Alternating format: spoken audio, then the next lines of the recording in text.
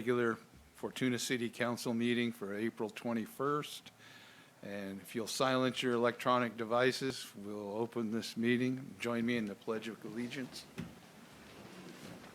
I pledge allegiance to the flag of the United States of America and to the republic for which it stands, one nation, under God, indivisible, with liberty and justice for all.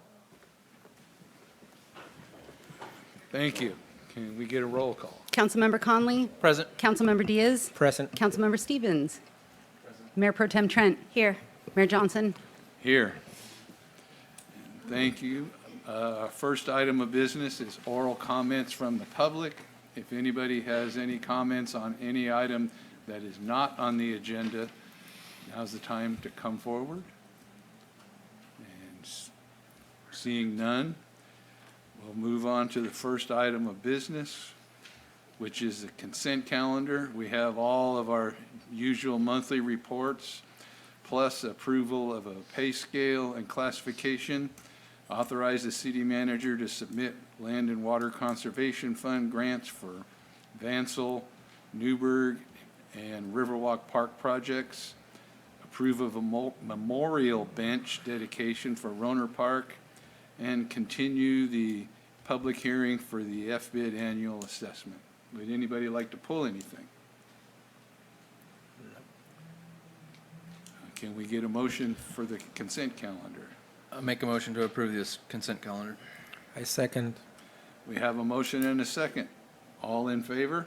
Aye. Aye. Opposed? None. Thank you.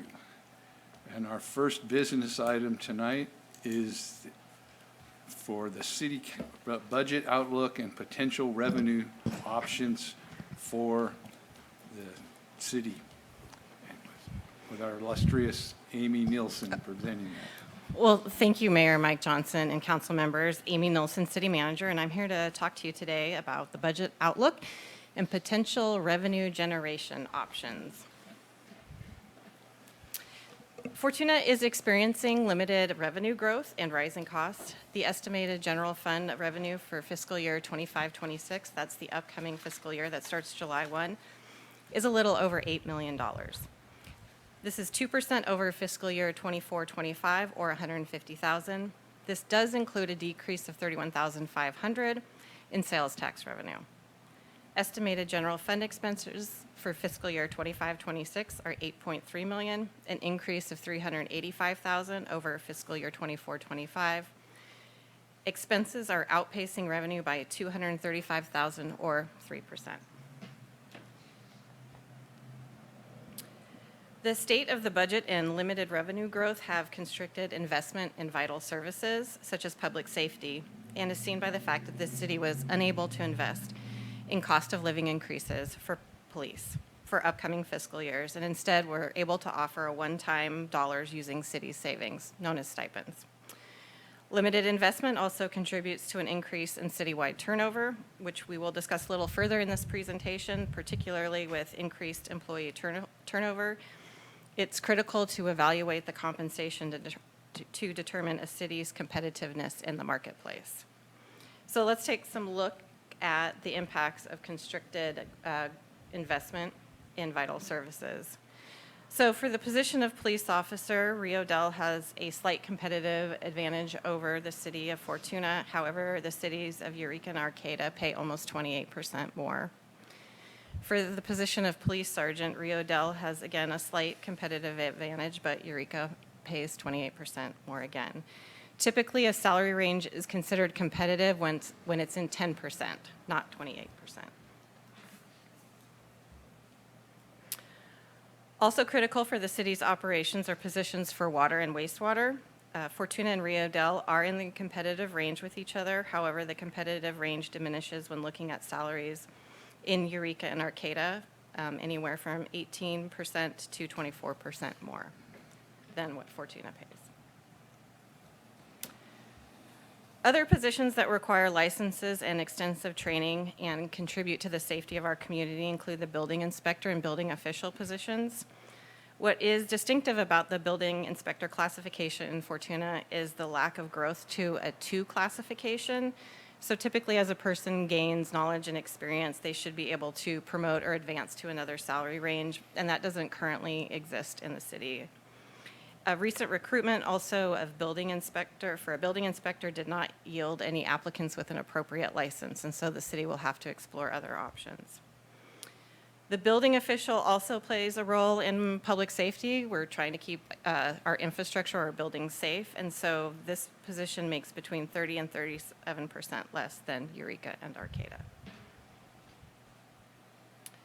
Recruitment and retention of talented public sector staff remains a critical need and a challenge for the city. Vacancies for many positions in the public sector, particularly police and licensed professionals, remain challenging to fill, and sometimes we have to reopen these recruitments.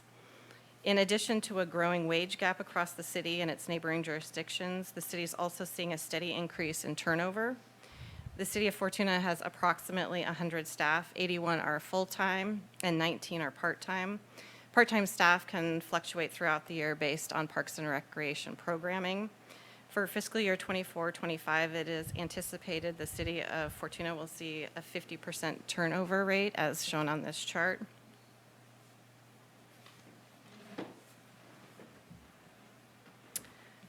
Turnover in full-time positions is estimated to reach just slightly over 30% or 25 staff. For some additional context, the city of Eureka has approximately 11% turnover.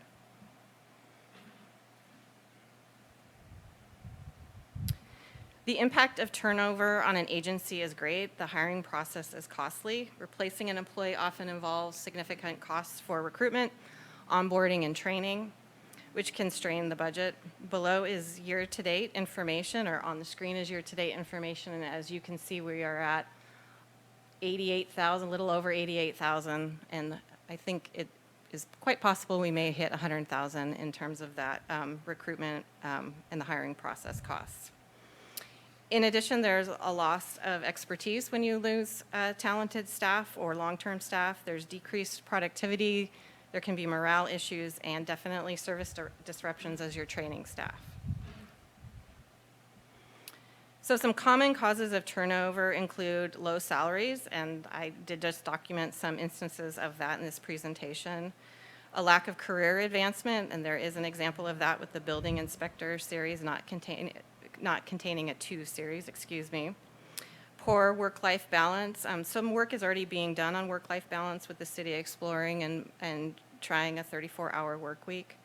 Unfavorable work environment. Work continues on improving the work environment and improving management practices. We just had 4 staff recently graduate the Bay Area Cities Leadership Academy, so we will continue to improve upon management practices.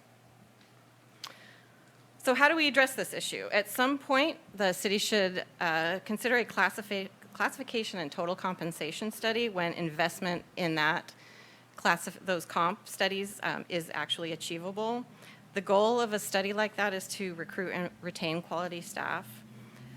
Again, the city has had to look at stipends versus cost of living increases and a reduced work week in order to remain competitive with other jurisdictions. We will also want to look at increasing professional development opportunities, again, improving workplace culture, and effective leadership. We'll continue to train staff on promoting employee satisfaction and retention. And the city should also consider reviewing revenue generation options, such as the following. So one of the options that your city council may want to consider is a general sales tax measure. This would be similar to Measure E and the failed Measure P that just recently did not pass in November. General sales tax measure requires a simple majority of 50% plus 1. A 3/4 cent sales tax could generate approximately $1.8 million. The Board of Equalization would collect this tax. And just for local agency comparison, Eureka sales tax rate is at 10.25%, as is Arcata, and Fortuna is currently at 9.5%. Another option for your city council to consider is a dedicated sales tax, which requires a 2/3 majority or 66%, but it does provide better protection for voters, particularly for those voters that are interested in funding public safety services only. And again, the Board of Equalization would collect this tax as well. A third option is to increase the transient occupancy tax. This is a general tax with a simple majority as well. A 2% increase would generate approximately $140,000. And this is typically for short-term stays less than 30 days. So these are your hotel tax, your bed tax.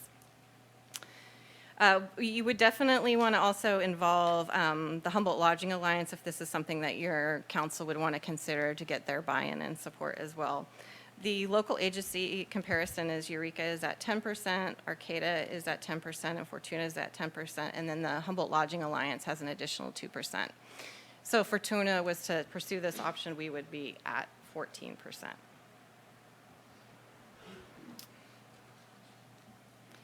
On February 18th, your city council did direct staff to prioritize a cannabis ordinance development, since cannabis does have the potential to bring in about $15,000 per retail business. This option may require an additional investment in staff resources in order to expedite and get this ordinance before your council more quickly.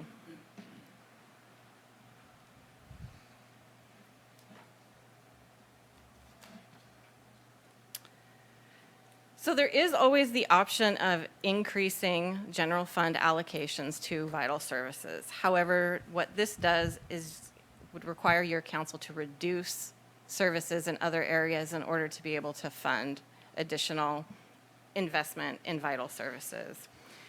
So you would have to explore cuts in discretionary areas such as Parks and Rec. That is a more discretionary item and tends to be something that a city or a county would consider if you wanted to make further investments and not consider a tax option.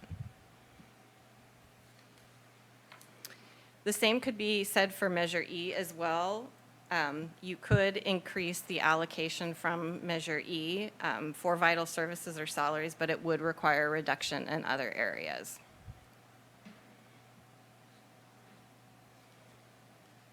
So all of the options I've presented tonight should be explored further. Each option has advantages and disadvantages. In addition, public opinion research may need to be engaged to better understand the public's appetite for a tax increase to support vital services. Public opinion research or polling provides feedback to city staff and the city council about public views and helps leaders make informed decisions that reflect what people want in the community. Polling also helps highlight critical issues in a community and gauges whether the community is genuinely interested in these issues. In addition, staff need time to explore these options with other city partners, such as the Fortuna Police Employee Association and the Fortuna Employee Association, as these associations are all very much impacted by turnover and wages. The city manager and the finance director and representatives from the employee associations could work together and bring back recommendations on options to improve revenue, such as the items I've listed in tonight's presentation. So in conclusion, staff recommends that you direct staff, the city manager, finance director, FPEA members, and FEA to recommend revenue generation options and necessary implementation plans. And in addition, your council should consider appointing 2 council members to an ad hoc committee, to a revenue generation ad hoc committee to help vet these revenue generation options and also help with the implementation plans. And all of this information would come back to your city council for further action. And at this point, I would be happy to answer any questions that you all may have. Well, thank you. That's a lot of information, a lot of decisions. We will have a time for public comment, but first, is there any questions from council for? When does Measure E expire? 2033? Okay.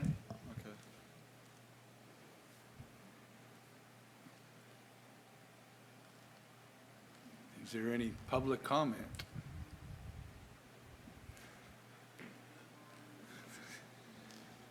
Good evening, Honorable Mayor and Council. Justin Primafori, President of the Fortuna Police Employees Association. Tonight I can speak on behalf of the association as a whole. We recently had a meeting, went over the staff report, talked about all the aspects of it. We are fully in support of exploring all of these different options. I think this is a problem that our association has seen coming for a while and we've talked about. It's very refreshing to see this in front of the council and what the numbers actually look like. You know, we're still, our association has fewer members now than it did 15 years ago when I started. Our current staffing levels are at minimum.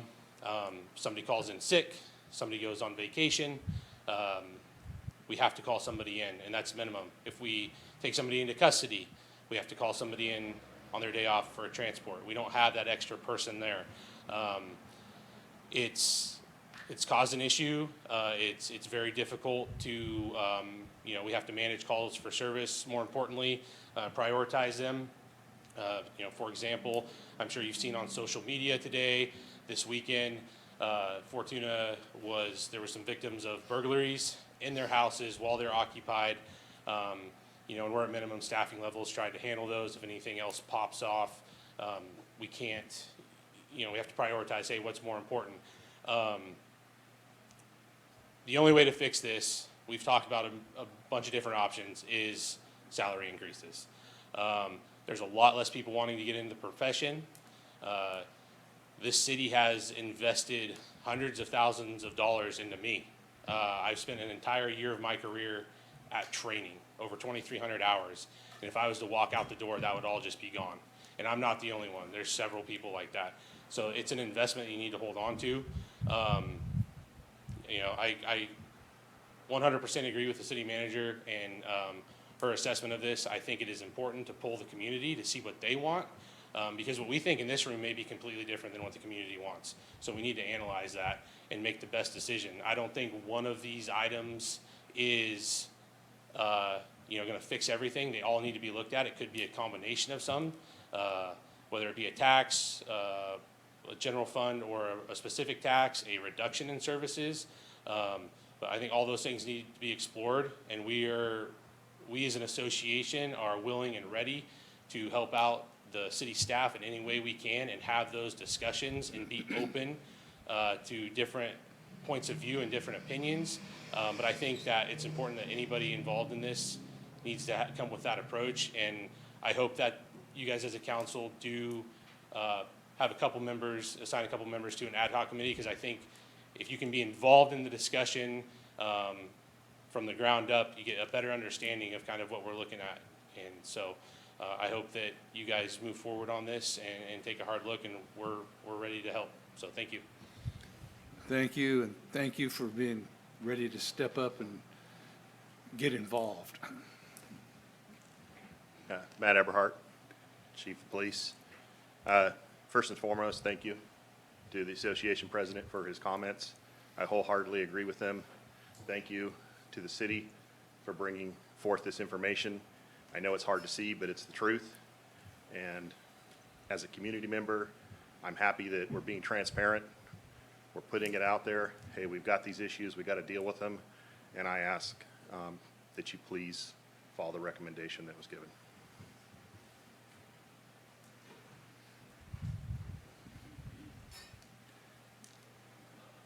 Hello, I'm Orville Garrison, resident of Fortuna, and I'm motivated to speak on this issue tonight because of a considerable amount of frustration following the failure of Measure P. Having been involved in a previous and earlier jurisdiction elsewhere in the state, I am familiar with city council responsibilities and efforts to fund whatever it is the city wants to fund. And I suppose I'm here to say, with my measure of frustration, that although your options for revenue enhancement are varied, I would strongly recommend that you choose any revenue enhancement option such that it relies on 50% plus one. because unfortunately, in the 14 years that my wife and I have now lived here in Fortuna, and we do not regret moving here, it has been our discovery that there's a significant portion of the population that still dwells in the 1970s. Now, I understand that everybody has financial obligations and priorities, and you can't get blood from the turnip. But to continue to dwell in your mindset in the 1970s as we are now in the 2020s is a difficult situation for any public entity, city to deal with. You can't get a full meal for $6.99, including dessert, anymore. That's just not possible. And similarly, therefore, cities cannot continue to operate on budgets that are decades old and out of date. Given that there's probably going to be a continued resistance to any kind of tax increase whatsoever, even though people continue to want to have all of the services that cities provide, I would recommend that you look more seriously or as seriously at revenue enhancement that requires a 50% plus one vote, because you're just not going to get that 2/3 vote in this city from enough people, this is an opinion of mine, to make the effort, for example, of a Measure P or something similar worth the effort. I'm totally in favor, my wife and I are completely in favor of the necessity of revenue enhancement for this city, and we know it's a difficult choice that you have to make, but that's my recommendation when you consider your options. Thank you very much. Thank you. Anybody else? Well, seeing none, it comes back to us for just direction at this point. Correct. So, And can you, how much of the city's budget is payroll? Aaron, do you know? Just roughly off the top of your head. It's probably close, I mean, for the general fund only, Mhm. it's probably close to 60 or 70%.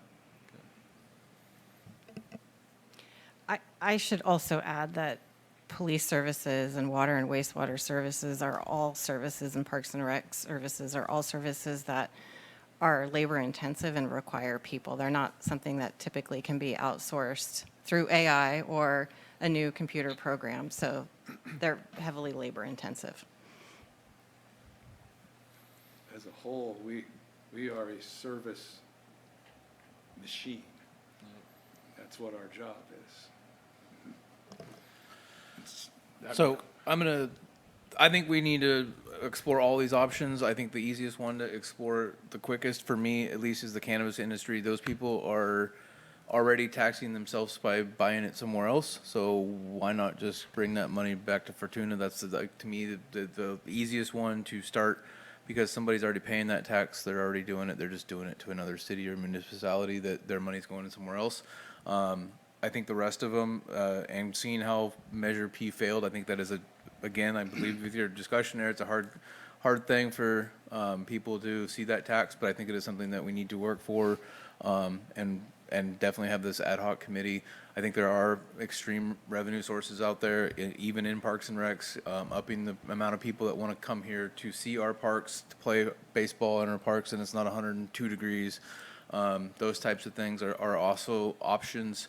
But my cannabis would be the first one, because I think it's the easiest to grab right away without having to beg and ask for more money, because I do think that is hard. But again, and I also believe you, sir, that it's very much we need to do something different. The old adage of let's try to fill Main Street up, that'll bring in revenue, it just hasn't worked in a very long time, and it's time to look at a new way to do business. So that's kind of where I would lean first. But again, I think ad hoc with the rest of us, or the two of us, and more options is also what we need to do.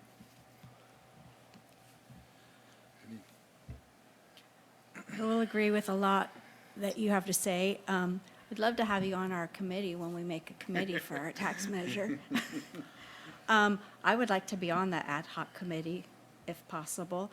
At first, I did not like the idea of a poll, because the first time we did that, they said we were going to pass at 60%, and we failed at 60%.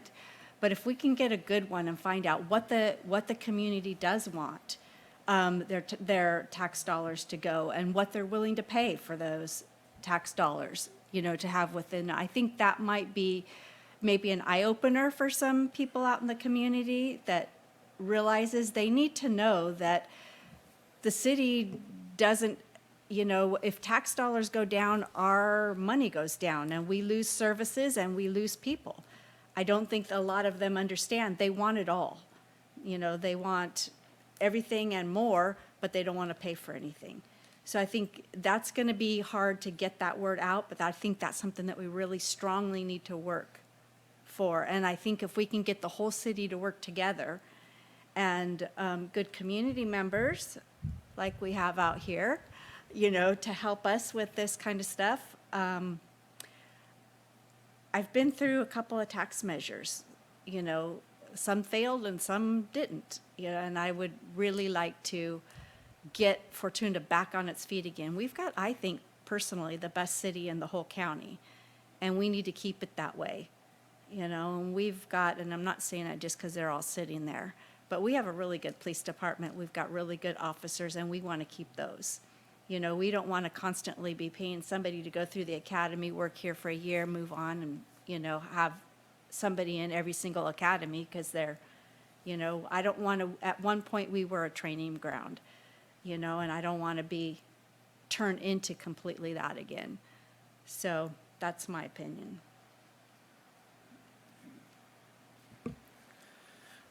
Yeah, I sort of agree on everything that both of the council members just said. I believe that investing in the measure and having it deliver in such a way that people understand fully what they're committing to, instead of just asking for services and not putting any investment into it. You get what you pay for. And if they don't realize that the services that they are receiving are paid for by them, then this city will not turn out to be what they expect to be. And so the delivery of it is important, and then they'll be able to buy into it, because everybody's committed into this community. That's why we have the police department that we have. I mean, looking at the numbers, they are committed to this city. And it's great that we need to do our part to make sure that we compensate them and keep them here, because it's an investment. And the retail cannabis is just the easiest one to approach and pursue, just because we don't have to rely on a lot of other people's influence. So if we do that study and try to see if that's feasible, then that would be great. And did I see it was estimated to bring in $15,000 for retail cannabis? Was that? Correct, per business. Okay. Which doesn't sound like a lot, but I guess that's nothing, or not nothing. Well, sorry, go ahead. Oh, no. Well, I think it's good to explore all of our options, because we do have great staff that we want to keep and retain. And so, your city can start small with a cannabis ordinance only permitting 1 to 2 or 3, depending on your comfort level.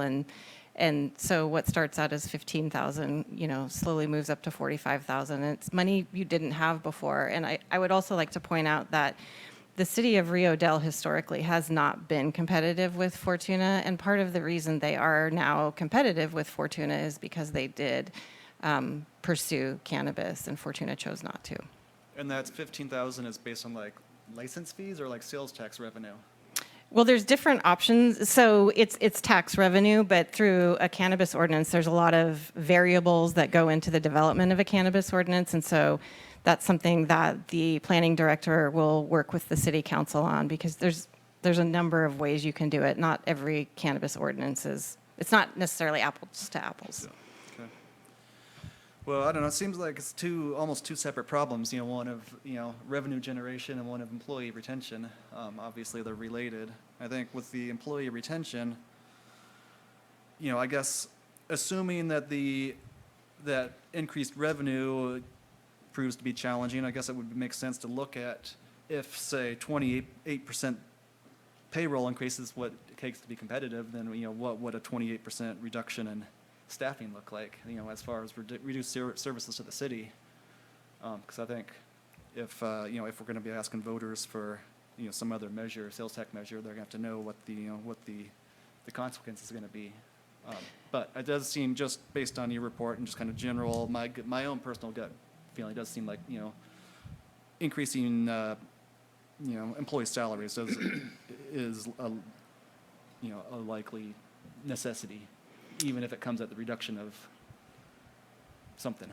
I think you bring up a good point that when that ad hoc returns with recommendations and an implementation plan or plans, we can also show or demonstrate what a 28% cut would look like. I think your council would find that a little bit shocking, so we will definitely, we can provide that information. And then the short term, or I guess maybe not necessarily short term, but, I think Kyle mentioned, relying on Main Street to bring in more revenue, which, I think maybe in the long term seems like a good strategy. And I'd just be curious, how, are there opportunities to encourage more, sales tax revenue generating businesses? For instance, I know Fortuna used to have multiple new and used car dealerships that I would imagine a lot of car sales would generate some sales taxes. Is there any way to incentivize them to,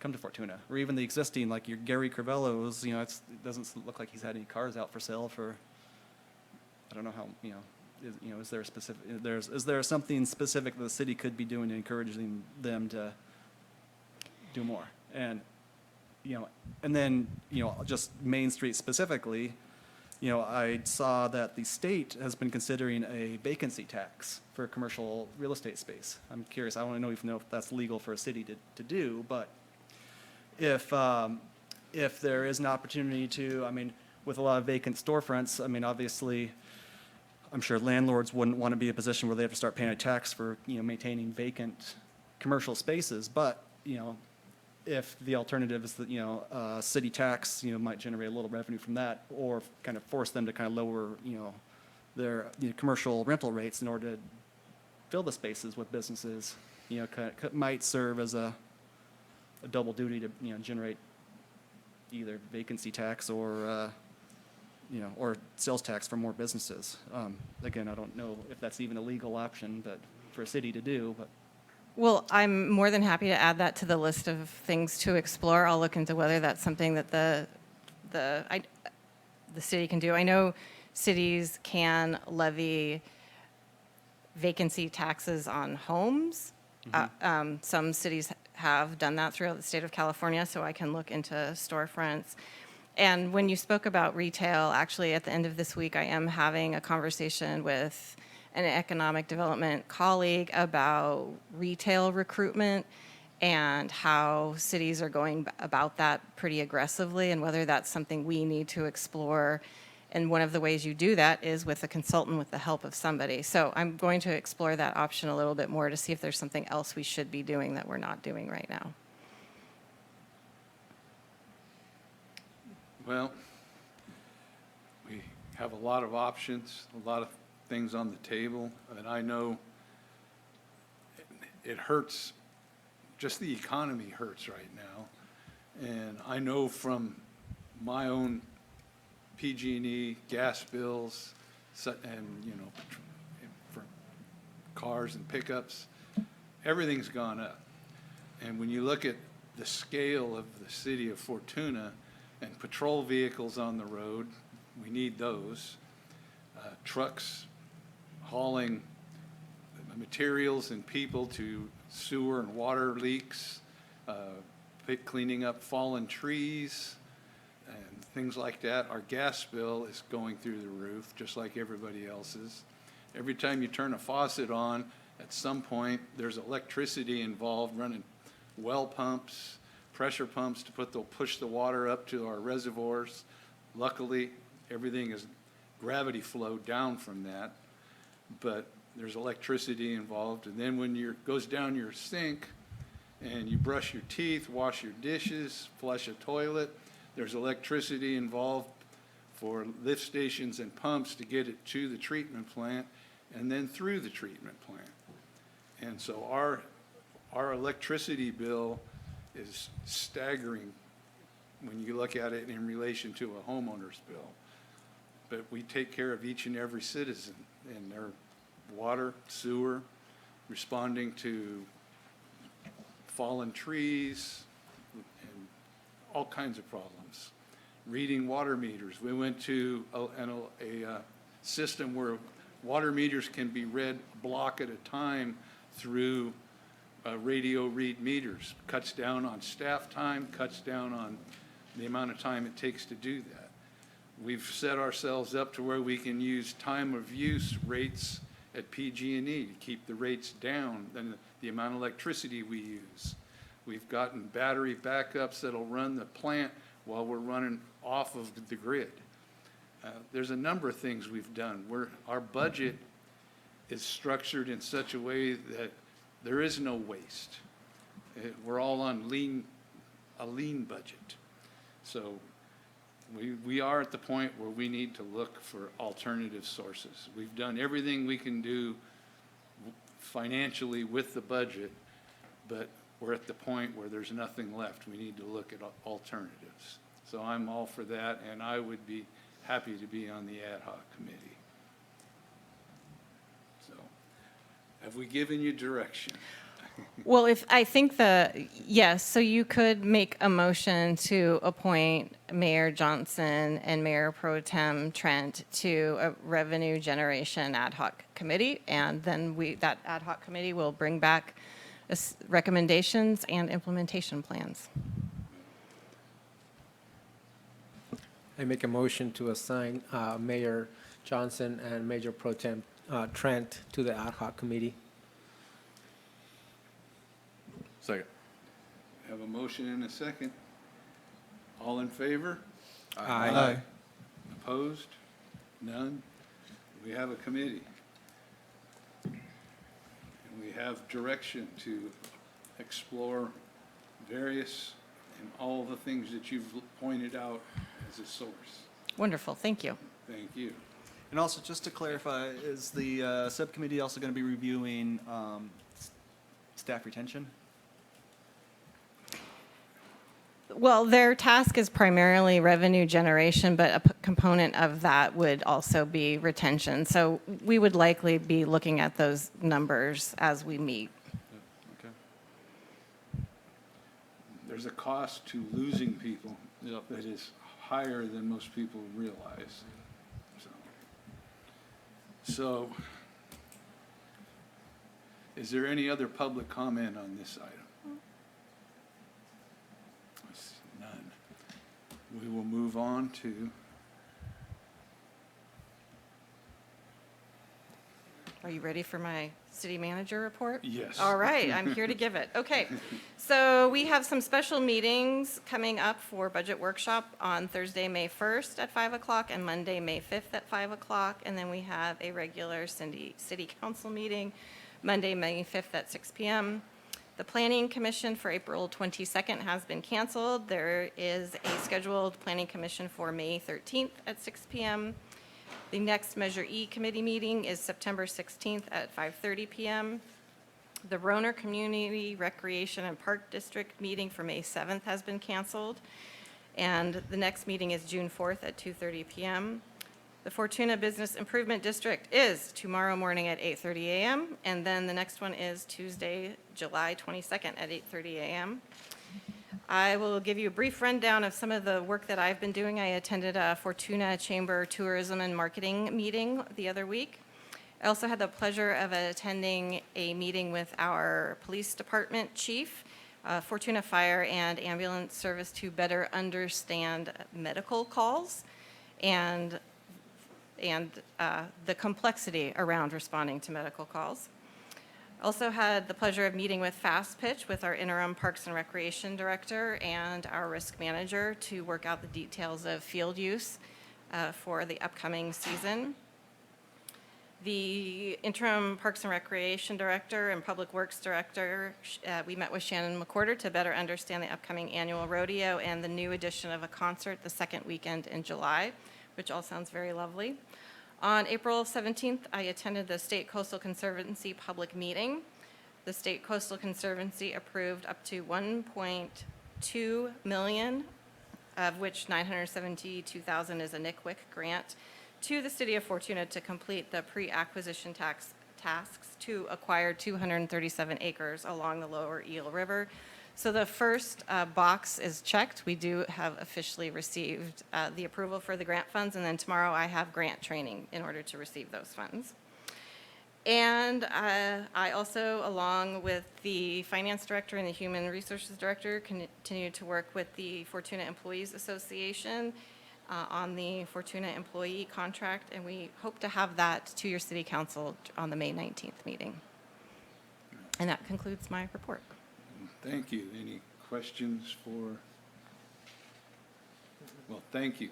And any future agenda items? I think we've got a lot coming up. None. Well, we'll go to council reports. Councilmember Conley. Thank you. I had a Parks and Recs Commission meeting. We discussed the bench that was on the consent calendar. There was some signage that they're going to be putting up around the basketball/pickleball courts. And then we discussed the hours of the park and maybe updating those where it's more open at night, since baseball and softball can be there at night. Then maybe we don't have a dusk rule. So there was some discussion there. I think it was going to go back to discuss with PD and then maybe come to council, so we'll see that hopefully. And then we're still an open commission spot, but we're trying to convince somebody that attends the meetings that they want to be part of it. She's sitting back there. Other than that, that's all I got. Thank you. Councilmember Diaz. Yes, thank you, Mayor. I met initially with RCEA, introduced myself, and the next meeting with them is April 24th, this coming Thursday. They're going to have a meeting/training on how to read your PG&E bill. So they'll do that via Zoom. So I'll be doing that. And then they also mentioned that they have a community advisory committee, and the seat for Fortuna is open. So anybody out in the community who's interested in being part of that advisory committee should touch base with myself or anybody in the council, and then we'll make it that available for participation in that committee as well. And that's all I have. Thank you. Councilmember Stevens, if you'd like, you can speak even. Oh, yep. I don't have any reports, at this point, but I just would like to say appreciate the opportunity to be here. I'm the newest council member, was appointed today to fill the vacancy, so looking forward to help guiding the city of Fortuna in a positive direction. If anyone has any questions for me, don't be shy to reach out. Happy to be available to anyone. Thank you. And Mayor Trent, Mayor Pro Tem Trent. Will we be going over our meetings again to see if we want to share? Why, yes, we can absolutely do that. Yes, because I'm sure some of you would like to share meetings. Yes. I like sharing. I do have an FBID meeting tomorrow morning. Tomorrow is the Measure Z committee meeting to hopefully, which we're pretty high up on the list for our DTF, Drug Task Force Officer. So that should get approved tomorrow. I've talked to all the supervisors about it, so we're waiting to hear that. Chief is going to attend the meeting. I am unable to. This will be the first one I've missed in 12 years, I think, but I can't make this one, so Chief will so if we don't get it, it's all your fault. So, just saying. So anyway, hopefully that should pass. That's pretty high up on the list, so I'm pretty confident that it will. And I think that's all I have to report, except my grandbaby in Idaho is doing perfect. Good news. Yes.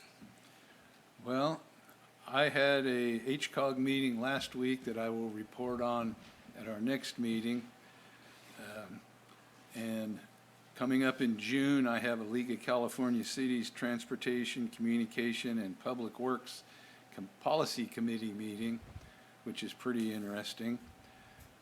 This tomorrow, I head to Sacramento for Cal City's, what do you call it? The City Leaders Summit. And we actually will go to our Assembly Member Chris Rogers' office, as well as our Senator Mike McGuire's office. And we will come to the floor for a resolution and be there to watch that get passed, as well as looking at what's coming up in the legislature. And I'm looking forward to that. We did lose our Brendan Bird, our Public Works Director, City Engineer, but he will be at HCOG as the Executive Director, and he will still be able to hopefully bring about some good things for Fortuna out of that. Because we do have two sides of our town entrance that on 101, on 12th Street and Kenmar, that need a lot of work. I came to work for the city in 1993, and there were people walking underneath the freeway in the morning to go to work at the motels and restaurants over there in the dark through that right-of-way. And if you go over there in the morning this year, you would see the same thing, and it's still happening. It's Caltrans right-of-way. We have to work with them on that as well as, but we can't bite that big a chunk off. We need some help in there, and it's important. So I look forward to that coming and getting a resolution out of that with some funding to actually start working on it. So that's all I have right now. So at this time, I would entertain a motion to adjourn. I'll make a motion to adjourn. Second. A motion to adjourn, second. All in favor? Aye. Yeah, we're adjourned. Thank you.